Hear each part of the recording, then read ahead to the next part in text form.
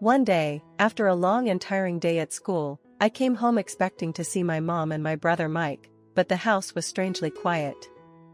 They usually greeted me with a warm smile and a snack, but that day, they were nowhere to be found.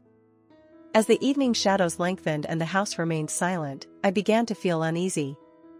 My dad, too, hadn't returned from work, which was unusual. He was the kind of man who never missed dinner without a call. Hunger finally drove me to the kitchen, a place I usually avoided touching much, especially the fridge. My mom had strict rules about not wasting electricity, and I had always adhered to them, not wanting to invite her displeasure. But that evening, driven by a gnawing emptiness in my stomach, I hesitated only briefly before my hand closed around the fridge handle and pulled it open. To my dismay, the fridge was nearly empty, housing only bottles of ketchup, mayonnaise, and a few other condiments. Desperation took over, and I grabbed the ketchup, squeezing a generous amount directly into my mouth. The acidity and the unexpected spiciness made me cough violently, prompting me to rush to the sink to drink directly from the tap. The water did little to satiate my hunger. Just then, a noise from the entrance startled me. Hope surged as I thought, Mom. Mike. They must have come back. I dashed to the front door, only to find my grandmother standing there, looking equally startled to see me. Mary, weren't you supposed to be in Germany? She asked in confusion. I was dumbfounded. No, Grandma, I've been here all day. What do you mean, Germany? Her face fell, a mixture of sadness and anger flashing across her features. Your mom, Dad, and Mike left for Germany just a while ago. I thought for sure you had gone with them. The room seemed to spin as I absorbed her words. My own family had left the country without me. Seeing my distress, Grandma quickly stepped forward, her arms open wide. Mary, from today on, you'll live at my house, she declared with a firm nod. Her embrace was warm and comforting, a stark contrast to the cold abandonment I felt at that moment. Now, years later, I live with my grandmother, who has been a constant source of support and love. Despite her weakening legs and the challenges of navigating our apartment building, helping her has never felt like a burden. I owe her more than I can ever repay. Growing up, I always felt different, struggling academically, which seemed to disappoint my highly educated parents. I often wondered if they resented me for it, as their attitudes and occasional harsh words led me to many tearful nights. Living with my grandmother gave me a new perspective and a much-needed sense of belonging that I had lacked in my younger years. Though the wound of my parents' inexplicable departure still aches, I found a semblance of peace and purpose in caring for the woman who stood by me when I was left alone. Growing up with my older brother Mike was a study in contrasts. He was the golden boy, 5 years my senior, and labeled a prodigy from an early age. His brilliance was the pride of our family, especially in the eyes of our parents. He excelled in every academic endeavor, his name synonymous with success in our local community and among the school and neighbors. This left me, struggling with basic subjects, always in his shadow. My mother often made it painfully clear how she felt about my academic performance compared to Mike's. Her words were sharp, laced with disappointment. Because of you, our entire family feels embarrassed. Please try to stay indoors as much as possible, she would say with a tone that cut deeper each time. All I could ever muster in response was a meek, I'm sorry, Mom. As exams approached, my presence was deemed a potential disturbance to Mike's studies. My mother would oust me from my room, relegating me to the hallway with nothing but a cushion for comfort, even in the cold of winter. You'll sleep here for the next few days, she declared. Once, I protested, shaking my head, unwilling to accept this unfair treatment. That only incited my father's anger. Don't be selfish. When you're so useless, be grateful you're not kicked out of the house, he yelled, his words echoing my mother's sentiments. This disparity in treatment was something I couldn't grasp as fair or just. The frustration and tears would overwhelm me as I faced such harshness alone. The humiliation didn't stop there. My mother escalated her cruelty during those times, forcing me to kneel in the hallway and eat vegetable peels seasoned with dressing, scraps meant for the compost. This was while the rest of my family enjoyed warm meals and lively conversations just a room away. "Hey, Ben," Mike topped his class again in the recent test. "Thanks for sending me to a top-level tutoring center so I can focus on my studies," Mike would say, acknowledging our father's support. "I understand. I'll continue to work hard and stay focused on my studies," he would add, always the obedient son. Meanwhile, I sat in the hallway, clutching an empty plate after finishing the scraps. One evening, longing for warmth and inclusion, I asked, "Mom, I'd like some warm soup too." Her response was harsh and mocking. "Why don't you drink from the river?" she retorted, prompting laughter from my father and Mike. All I could do was sit there, hugging my knees, enduring the cold and hunger until dawn. During those difficult times, the only glimmer of kindness came from my paternal grandmother. She had moved into a vacant house nearby to start a handicraft class, leaving her too small previous home. When I returned from school, she would greet me with a warm smile. "Welcome back. Did you have fun at school?" she'd ask, her kindness a stark contrast to the coldness at home. Her presence became a sanctuary, a place where I felt seen and valued amidst the struggle and neglect at home. As dusk began to fall, I watched my grandmother busily preparing dinner. Sensing my gaze, she turned and spoke with a soft concern, "Mary, you should be heading home soon. Isn't your mom waiting to prepare dinner for you?" I could only shake my head, the truth spilling out more bitterly than I intended. "Mom won't make anything for me." "And what do you usually eat?" she asked, her voice laden with worry. "Vegetable peels, tap water," I replied, the words feeling both shameful and relieving to confess. My grandmother's response was immediate and full of warmth. She rushed over, enveloping me in a tight hug. "From today on, you'll eat here." "Really, is that okay?" "Of course, you're growing, Mary. You need to eat plenty and grow big and strong," she insisted, her kindness washing over me like a healing balm. "Thank you, Grandma," I managed to say, tears streaming down my face for the first time in what felt like genuine relief. From that day, I started sneaking over to my grandmother's house to eat, evading my family's scrutinizing eyes. Being able to have a warm meal and fill my stomach was a reward beyond words, turning ordinary moments into profound joys. As students began to flock to my grandmother's house for the craft class she had started, I found a corner to myself, drawing quietly so as not to disturb anyone. The fear of being disliked by my grandmother haunted me. I knew that losing her favor would mean losing the only sanctuary I had. Drawing became my escape, allowing me to forget the bitterness of my home life. But one day, fueled by what she had learned of my situation, my grandmother confronted my parents. She stormed into our house, her anger palpable. "What are you thinking, not feeding her properly? Mary is your child too," she exclaimed. My father's response was cold and dismissive. He simply frowned and locked himself in his room, leaving my mother to handle the confrontation. "Punishing bad grades is part of parenting. Don't interfere with our educational methods," my mother retorted with a tired sigh. They didn't listen to my grandmother at all. After she left, the repercussions for me were severe. My parents scolded me harshly. "Why did you tell Grandma such things? I come back from work tired, and all you do is cause trouble," my father berated me. "That's right, you're already useless, don't make things harder for us," my mother added. With a heavy heart, all I could do was apologize, suppressing the immense feelings of injustice. "From tomorrow, stop going to Grandma's. Your presence embarrasses us in the neighborhood," they harshly instructed.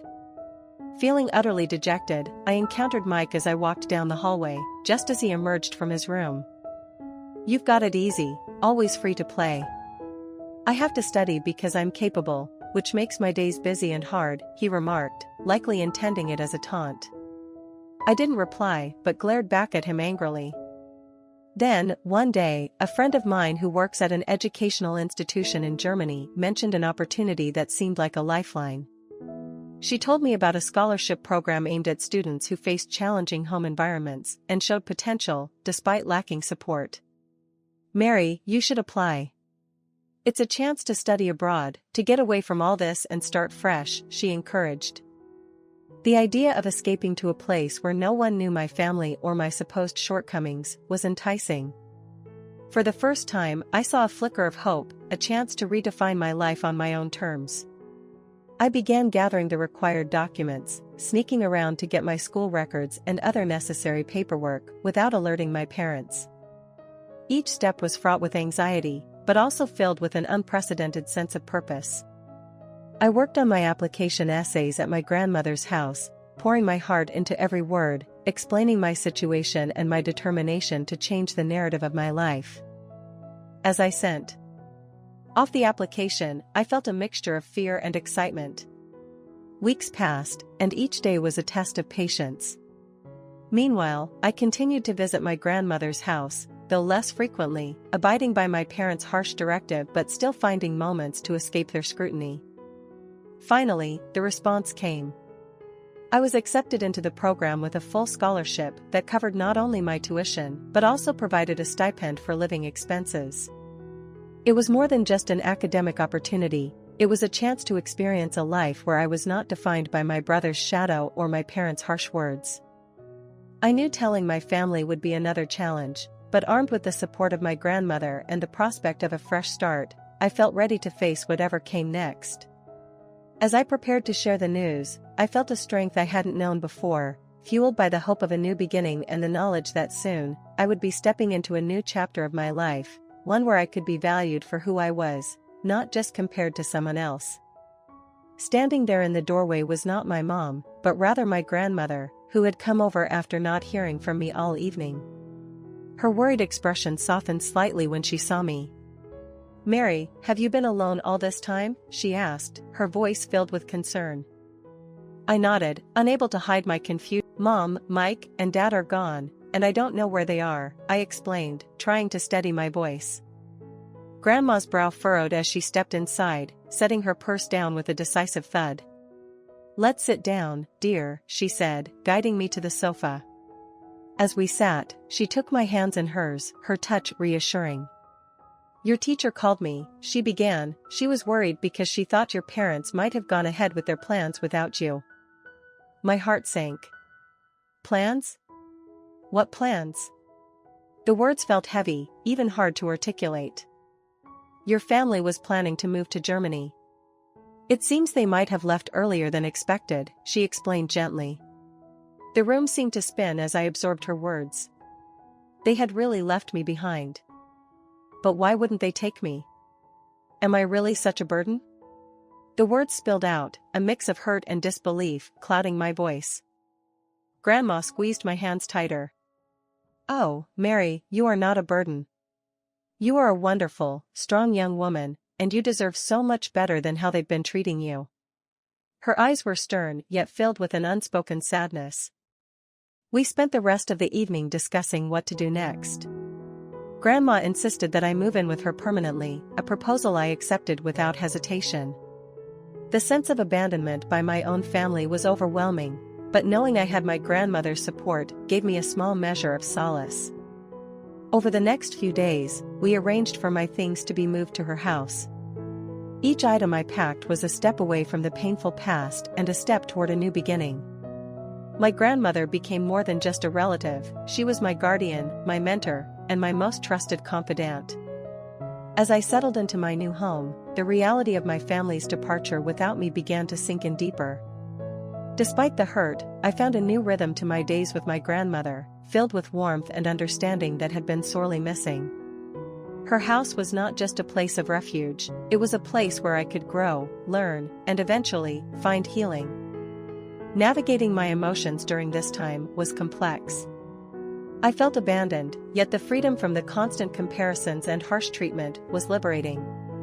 My grandmother encouraged me to express myself, to draw and read, and slowly, I began to feel less like the family outcast and more like someone worthy of love and respect. As I adapted to life without my immediate family, I clung to the hope that one day, I could prove to myself, if not to them, that I was capable of much more than they had allowed me to believe. Living with my grandmother brought a sense of normalcy and safety that was absent in my life for so long. Each day, as I navigated through the emotional aftermath of my family's departure, she was there with a steady presence that comforted me. It was in these small, everyday moments that I found the strength to start rebuilding my shattered self-esteem. One afternoon, after another craft class had ended, my grandmother and I sat down in the cozy living room, surrounded by the quiet hum of daily life. She had a thoughtful look on her face as she sipped her tea. "Mary, how would you feel about starting a small project together?" she asked, setting her cup down. "We could work on a quilt. It could be a fun way to spend our time together and create something beautiful." I was surprised and touched by her suggestion. Working on a project together wasn't just a pastime, it was a testament to her commitment to helping me heal and grow. "I would love that, Grandma," I replied, feeling a genuine smile spread across my face. It was one of the few times I felt truly happy since the day my family had left. As we started planning our quilt, choosing fabrics and patterns, I felt a new sense of purpose. Each piece of fabric we selected represented a patch of my life, some tattered and worn, others bright and hopeful. Stitching them together felt symbolic, like I was piecing together the fragments of my past into a new, resilient whole. My grandmother taught me not only how to stitch, but also about patience and care in crafting something of lasting value. "Every stitch is like a moment in life," she would say. "You must handle it with care, but don't be afraid to make it your own." These lessons went beyond quilting, they were lessons in life, teaching me how to mend the broken parts of myself. During our quilting sessions, we talked about everything and anything. My grandmother shared stories of her youth, of challenges she had faced and overcome. Her stories were filled with adversity, but also with triumphs, and they inspired me. It became clear that resilience was not about never facing setbacks, but about learning how to rise from them. One evening, as we spread the nearly completed quilt out on the living room floor, admiring our work, my grandmother looked at me with a twinkle in her eye. "You see, Mary, this quilt is a lot like life. It's made up of different pieces, each one unique. Some parts might not seem to fit at first, but with enough time and effort, they come together to form something beautiful." I looked at the quilt, then at my grandmother, and realized how much I had changed since coming to live with her. I was no longer the scared, lonely girl who felt abandoned. I was becoming someone stronger, someone who could find beauty in the broken places. As we continued to work on the quilt, I knew that this was more than just a craft project, it was a symbol of my journey. With each stitch, I was not only connecting fabric, but also reconnecting with myself, building a new life where I could finally feel whole. "I'm sorry, she's just a huge fan of your work. She always has your drawings in her room." I smiled warmly at the little girl and her mother. "No need to apologize. It's truly an honor to meet someone who appreciates my art so deeply." I knelt down to the girl's level, extending my hand for a proper handshake, which she eagerly accepted with both of her small hands. "Thank you for supporting my art," I told her sincerely. "Do you like to draw too?" Her eyes lit up with excitement. "Yes. I draw every day. I want to be like you one day," she declared with a bright, hopeful smile. "That's wonderful. Keep drawing, and never stop dreaming," I encouraged her, feeling a sense of déjà vu. It was not so long ago that I was a young girl, unsure of my own talents, sitting quietly in my grandmother's craft class. This little girl reminded me so much of myself at that age. As I stood up, her mother thanked me again, and they moved on, allowing me to continue greeting other fans. The gallery was alive with chatter and admiration of my work, and each interaction filled me with a profound sense of gratitude. I could hardly believe that this was my life now, surrounded by people who not only recognized, but celebrated my art. Later, as I prepared for the TV appearance, my thoughts drifted back to my grandmother. Without her encouragement and belief in my abilities, none of this would have been possible. She saw potential in me when I couldn't see it in myself and provided the nurturing environment I needed to blossom. My manager handed me a final schedule check before the show. "Ready, Mary?" he asked. "Just about." "Let me just take a moment," I replied, pulling out my phone to send a quick message to my grandmother. "Heading into the interview now. Wish you could see this. Thank you for everything, I typed, my heart swelling with emotion. As I stepped into the studio lights, ready to discuss my journey and my art, I carried with me not just my own aspirations but also the legacy of my grandmother's love and wisdom. Her lessons extended beyond the craft classes and into the very fabric of my life, teaching me resilience, creativity, and the importance of nurturing others. The interview went smoothly, with discussions about my artistic process, the inspirations behind my most famous pieces, and my plans for future projects. Through it all, I made sure to highlight how crucial my grandmother's role had been in my development as an artist. As the segment concluded and the camera stopped rolling, I felt a wave of accomplishment mixed with nostalgia. I had come so far from the days of uncertainty and hardship, and while I looked forward to continuing my journey, I also looked back with immense gratitude. The little girl from the gallery and her glowing admiration served as a poignant reminder of the impact my art, and by extension, my grandmother's influence, had on others. It was a cycle of inspiration and support that I hoped to continue as long as I could wield a brush. Leaving the studio, I made plans to visit my grandmother the next day, eager to share the experiences of the evening and to once again sit with her, perhaps starting a new quilt or just reminiscing. In the patchwork of my life, she was the thread that held everything together, and I was endlessly thankful for her warmth and guidance. As the security hesitated, unsure of how to proceed given my parents' insistent claim of family ties, I took a deep breath, finding my voice amidst the tumultuous emotions swirling within me. No, I don't want to start living with you again. I haven't been a part of your lives for over a decade, I stated firmly, my words ringing out with a clarity that surprised even myself. Please, I would like them escorted out. They are not welcome here. My manager quickly stepped in, signaling to the security guards to intervene. As they approached, my mother's expression twisted into one of disbelief, while my father's face hardened, his eyes narrowing. But Mary, we're your parents. Don't you remember all the good times? My mother pleaded, her voice cracking under the strain. Good times, a notion so alien to my memories that it almost seemed laughable. All I could recall were the days of neglect, the harsh words, and the unmistakable feeling of being unwanted. Those weren't good times for me, I replied. You left me when I needed you the most. I built a life without you. Please respect that. As the guards began to lead them away, my father's old habit of commanding the room reared its head. You'll regret this, Mary. We're still your family, he shouted, his voice echoing off the walls of the gallery. Watching them being escorted out, a mix of relief and sorrow. Relief that I had stood my ground, and sorrow for the family bond that could have been but never was. The gallery crowd watched in muted silence, a collective breath held and then slowly released as the commotion subsided.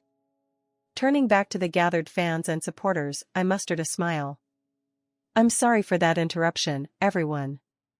Let's continue celebrating art and the connections it brings us, I said, trying to steer the atmosphere back to the celebration of creativity. After the event, as the gallery emptied and the last of the attendees trickled out, my manager approached me with a look of concern. Are you all right, Mary? That was quite a confrontation. I nodded, feeling the weight of years lift slightly with the acknowledgement of my new life, separate from the shadows of the past. Yes, I'm okay. It was unexpected, but I'm glad I handled it the way I did. It's important for me to stand by the truth of my experiences with them. Later that night, alone in my studio surrounded by my canvases, I reflected on the day's events. The encounter with my parents had reopened old wounds, yet it also reinforced my resolve to cherish the life I had built with my grandmother and through my art. My success was not defined by their absence, but by the love and support I had found in those who truly cared about me. As I cleaned my brushes, I thought about the little girl from the gallery, her shy smile and hopeful eyes. In her, I saw a reflection of myself, and a reminder of why I strive to create, to connect, inspire, and perhaps offer a sense of belonging to those who see my work. This connection, far stronger than any biological tie, was my true family, my true home. Everyone in the gallery turned toward her, surprised by her sudden presence. That's enough, she declared, wheeling herself closer. The room fell silent, the tension palpable. Mary doesn't owe you anything, my grandmother continued, addressing my parents with a steely gaze. She has thrived despite your absence, not because of any help from you. You cannot come here after all these years and demand anything from her, least of all her art, which she has poured her heart into. My parents looked taken aback, perhaps not expecting her to intervene or to speak so boldly. My father tried to interject, but we're still her parents. You were her parents, my grandmother cut him off sharply. You chose to leave her behind, to ignore her needs and feelings. You forfeited your right to call yourselves her parents when you abandoned her without a backward glance. I stood next to my grandmother, my hand on her shoulder, drawing strength from her unwavering support. Her courage filled me with a renewed sense of resolve. Turning to my parents, I found my voice growing steadier. I am not a bank, and I am not a remedy for your mistakes. My paintings are not tokens to be handed out to fix the past or to mend the consequences of your choices. My mother's face hardened as she realized that their attempts were futile. Let's go, she muttered to my father, the fight draining from her as they turned to leave, their steps heavy and defeated. After they had left, the room slowly began to buzz again, though the atmosphere remained subdued.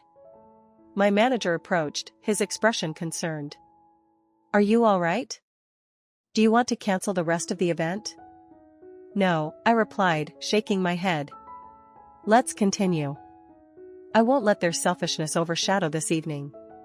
Turning to the remaining guests, I smiled, feeling a sense of solidarity with them. Thank you all for staying. Let's return to celebrating art and its power to connect us. As the event resumed, I felt a profound gratitude for my grandmother and the guests who offered me smiles and supportive nods.